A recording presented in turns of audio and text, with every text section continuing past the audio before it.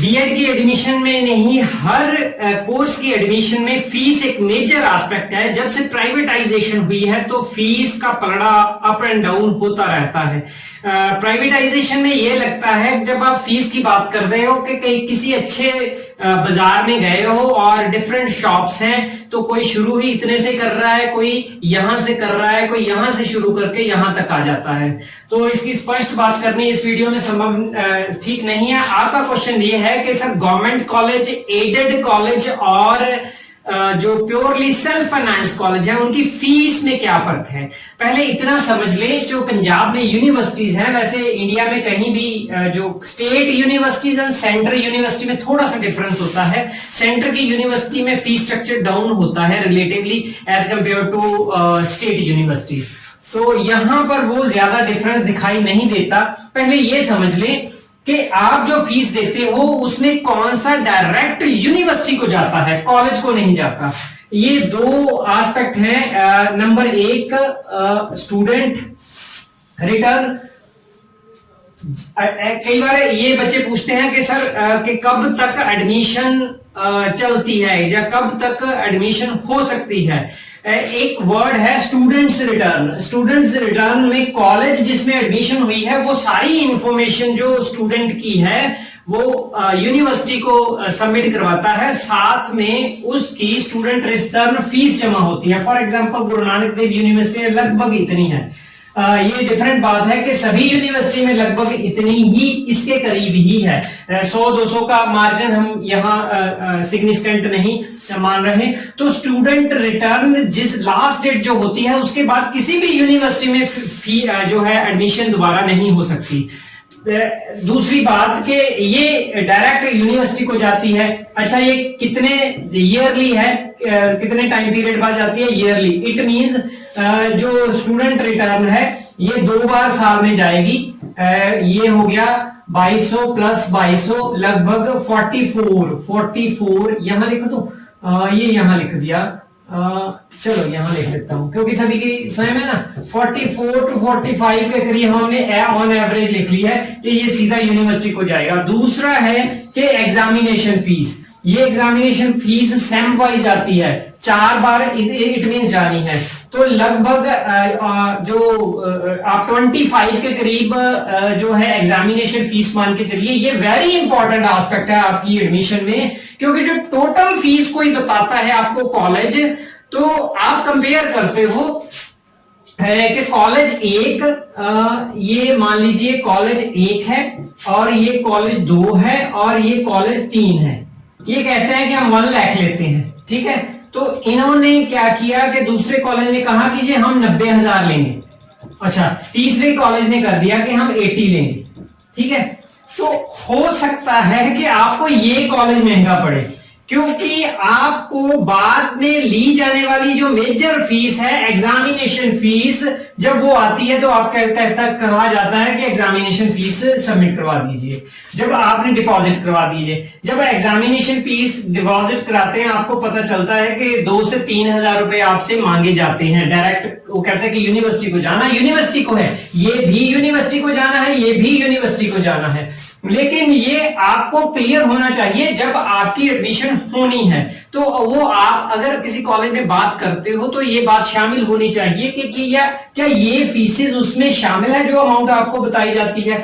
For example इसमें जो college number 1 है उसने ये फीस शामिल की और 1 लाख बताया आपको, और दूसरा कॉलेज जिसने 80 बताई है आपको ये सस्ता लगा, जहां 90 बताई है ये सस्ता लगा और आपने यहां एडमिशन ले ली। लेकिन वहां पर फीस जो हिडन थी बाद में हो सकता है examination fees, normally maximum college बाद में एग्जामिनेशन फीस मांगते हैं, इसके अलावा और चार्जेस भी निकाल लेते हैं। तो ये क्लियर होना चाहिए। दैट इज वाई आपको सर्वे खुद करना चाहिए कि उस कॉलेज के पुराने विद्यार्थी जो किस विद्यार्थी को पकड़ते हुए ये भी मीनिंगफुल है। तो वो विद्यार्थी उस कॉलेज के बारे में, फीस स्ट्रक्चर के बारे में क्या बोलता है, क्या कोई फाइन तो नहीं लिए जाते, क्या एग्जामिनेशन फीस बाद में ली जाती है, क्या बाद में जब प्रैक्टिकल्स आते हैं तो कुछ चार्जेस तो नहीं लिए जाते। ये प्रोबेबिलिटी है।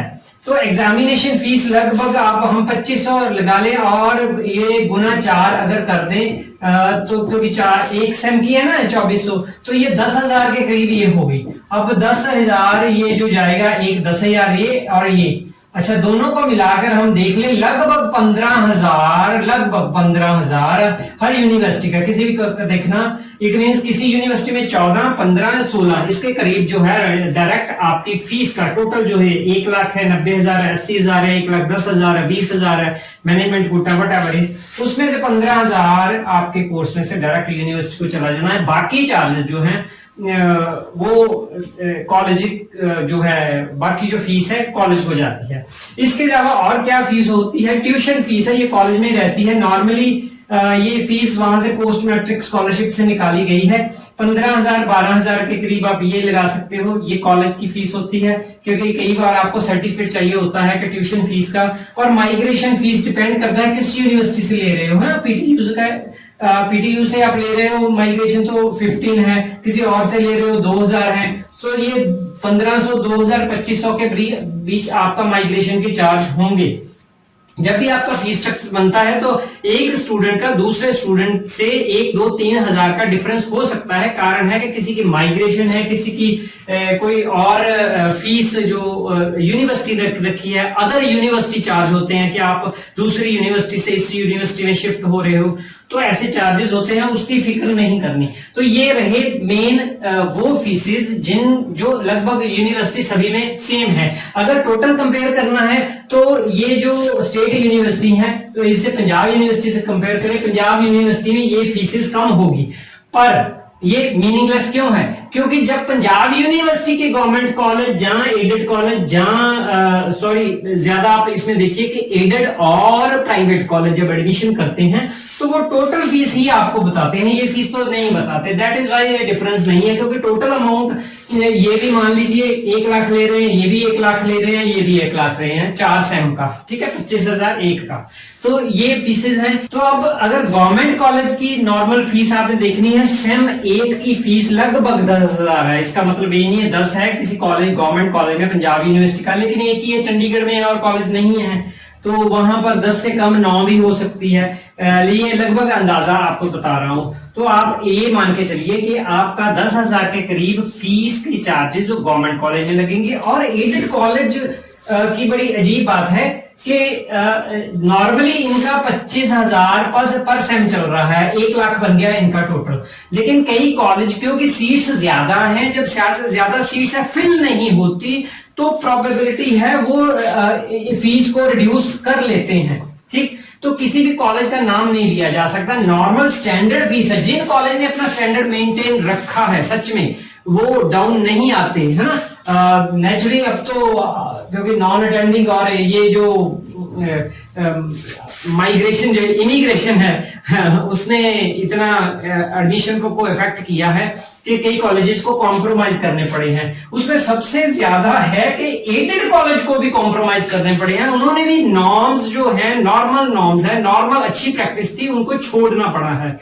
उनको भी जो अटेंडेंस पर थोड़ा कम ध्यान करके, बच्चों को कम प्रेशर डाल के एडमिशन पर जोर दे, ऐसी वो जो है ना स्ट्रेटेजी को यूज किया जा रहा है। तो नॉर्मली आप जिन कॉलेज का मैंने सर्वे किया है, ये 20 किसी ने नहीं बताया मुझे, एडेड की फीस अगर आप पूछते हो तो 25,000 ही बताई जा रही है। इसमें वो खर्चे शामिल उन्होंने बताए हैं कि इसके अलावा और कुछ खर्चा नहीं है। इट मींस एडेड की जो 1 लाख के करीब आपका टोटल बीएड की फीस का होगा। इसके अलावा जो और आपके खर्चे आएंगे, बुक्स के हैं, ये वो है, अगर आप कहोगे तो उस पर वीडियो नया बना दूंगा कि ऑडियो विजुअल एड है, लेसन प्लानिंग है, टीचिंग प्रैक्टिस है। तो ये प्रोफेशनल कोर्स है, इसमें ऐसे जो है खर्चे थोड़े होते हैं, उसकी डिफरेंट वीडियो होगी। अगर आप कहोगे तो ये प्राइवेट का रहा, प्राइवेट का कोई भी रूल नहीं है। यानी एक वक्त था प्राइवेट कॉलेजेस ऑफ एजुकेशन ने जो ये फीस है 1,37,980 रुपए के करीब निश्चित की थी। ये क्लियर नहीं है सोर्स के, ये कोर्ट ने किया था, लेकिन कोर्ट में इन्होंने खर्चे रखे थे कि हमें गवर्नमेंट कुछ नहीं देती, दैट इज वाई हम फीस इंक्रीज कर सकते हैं, दैट इज वाई इसी प्ली पर इनको 13% जो है मैनेजमेंट कोटा मिला था। 100 में से 13 सीट्स लिए एक्स्ट्रा फीस लेके बेच सकते हैं। तो दूसरा मेजर फैक्टर क्या है कि number of colleges of BEd college के नंबर कितने हैं पंजाब में। फॉर एग्जांपल गवर्नमेंट कॉलेज सिर्फ 5 हैं और एडेड कॉलेज 21 के करीब हैं, ओके। और प्राइवेट कॉलेज आप निकाल लीजिए 204 में से, तो 178 के करीब लगभग, कोई कॉलेज ऐड हो जाता है डिलीट हो जाता है, लगभग 178 के करीब प्राइवेट कॉलेज है। दैट इज वाई डोमिनेट कौन से कॉलेज कर रहे हैं, प्राइवेट कॉलेज। अब इतनी ज्यादा गिनती है। दूसरा, इनके पास जो सीट्स कितनी है, सारी मेरे ख्याल 400 से 500 के करीब है इनके पास सीट्स। तो इनके पास 100 आप मान लीजिए 2000 या 2100 के करीब होगी सीट्स हैं, है ना। तो बाकी लगभग 20,000 सीट्स, 20,000 सीट्स इनके पास है। 20,000 से भी ज्यादा ही होगी, क्योंकि कई कॉलेज के पास 200 से ज्यादा सीट्स भी हैं। तो अब इनके पास ये इतना है, तो ये खाली सीट रख के क्या करेंगे। दैट इज वाई कुछ कॉलेज ऐसे हैं जो नॉर्म से कॉम्प्रोमाइज कर लेते हैं। देखिए, सभी प्राइवेट कॉलेज को आप डाउन वाला नहीं कह सकते, सभी को अच्छा या सभी को बहुत टॉप का नहीं कह सकते। कुछ जो हैं जिन्होंने अपने नॉर्म्स छोड़े नहीं, रेगुलर टीचर रखे, अपना स्टेटस कायम रखा, प्राइवेट में भी नाम बता सकता हूं नहीं, लेकिन यहां नहीं बताऊंगा। कुछ ने तो इतना कॉम्प्रोमाइज कर लिया कि एक क्लर्क तक बिल्डिंग मतलब पूरी नहीं है, नॉर्म्स पूरे नहीं होते जो एनसीटी कह रही है, तब भी कॉलेज चल रहे हैं। तो उसके पास मान लीजिए 100 सीट्स हैं ऐसे कॉलेज के पास, वो कोई खर्चा और नहीं कर रहा। नेचुरली है कि वो आपको डाउन फीस पर भी मान जाएगा। तो यहां इस साल फंसने के सबसे ज्यादा चांस है जिसके पास कुछ नहीं है, क्योंकि PAR ये एक शब्द है इस पर एक वीडियो बना दूंगा, क्योंकि काफी कॉलेजेस ने पार को फिल ना किए जाने के कारण उनकी जो है उस पर खतरा मंडरा रहा है कि वो क्या बीएड कंप्लीट करेंगे। पर इस साल क्योंकि कोर्ट ने इजाजत दे दी है, जिन्होंने नहीं भी फिल किया उन्होंने स्टे लेके वो शामिल हो गए हैं। इस आप जिसमें एडमिशन ले रहे हो उसमें कोई खतरा नहीं है। लेकिन पार अगर एनसीटी का जो इंफॉर्मेशन मांग रही है पार के जरिए, तो वो कॉलेज अगर प्रोवाइड नहीं करते, कॉलेज वो नहीं प्रोवाइड करेंगे, वो आने वाले 1 या 2 सालों में खत्म हो सकते हैं अगर सिंसियरली पार को अप्लाई किया जाए। अदरवाइज वो कॉलेजेस को क्या है कि पूरे टीचर एजुकेटर पूरे यूजीसी नेट क्लियर, उनको सैलरी पूरी, तो ज्यादा खर्चा हो गया ना।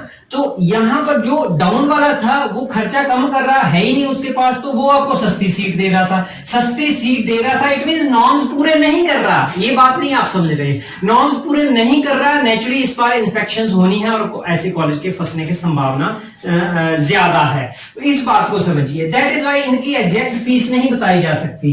तो अगर आपने कंपैरिजन ऑन एन एवरेज करना है तो ये भी इतने के करीब है। लेकिन जो रिमोट एरिया में जहां पर फीस सीट्स कम फिल होती हैं, यहाँ इर्द गिर्द कॉलेज ज्यादा हैं, वो इससे भी डाउन आ जाते हैं। ये भी एक बात है।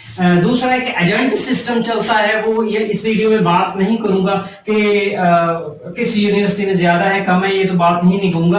कुछ कॉलेज फिल ही सारे एजेंट सिस्टम के जरिए होते हैं, सीधे बच्चे नहीं जाते, एजेंट कलेक्ट करता है, फीस कलेक्ट करता है, बच्चों के डॉक्यूमेंट कलेक्ट करता है और वो करवाता है, सारी एडमिशन करवाता है।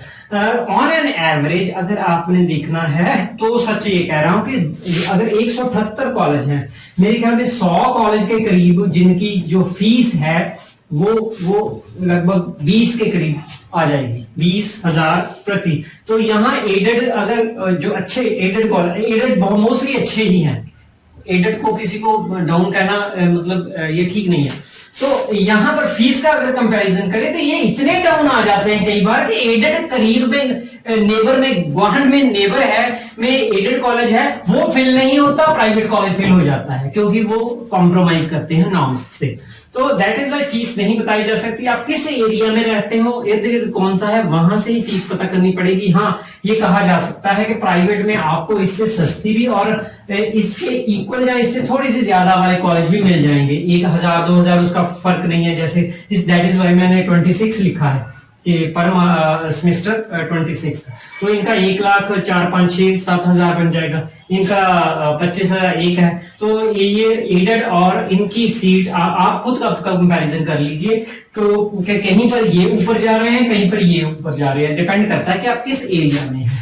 तो मेरे ख्याल में इस पर ज्यादा ध्यान मत दीजिए। आप ध्यान दीजिए कि जो कॉलेज जो अच्छा है, जहां पर नॉर्म्स थोड़े फिलफुल हो रहे हैं। मैं थोड़ा शब्द बोल रहा हूं क्योंकि अभी तक मैं बोल ही नहीं सकता कोई ऐसा कॉलेज है भी जो 100% नॉर्म्स पूरे करता है, क्योंकि जो एनसीटी है वो कदम उठा रही है। पार कितनी देर का है, सुप्रीम कोर्ट में केस चले जाते हैं और स्टे मिल जाती है। ऐसे ही 2015-16 से ऐसे ही चल रहा है।